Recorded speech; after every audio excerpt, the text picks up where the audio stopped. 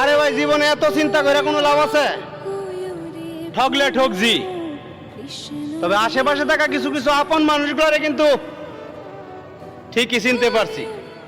তাছাড়া আমার পরিবার আমার এই শিক্ষায় বড় করছে যে প্রয়োজনে নিজে ঠইকা যাইবা, তারপরও তোমার দ্বারা কোনো মানব জাতির যাতে ঠগ না হয়, এতটুকু কথা সর্বদাই মাথায় রাখবা।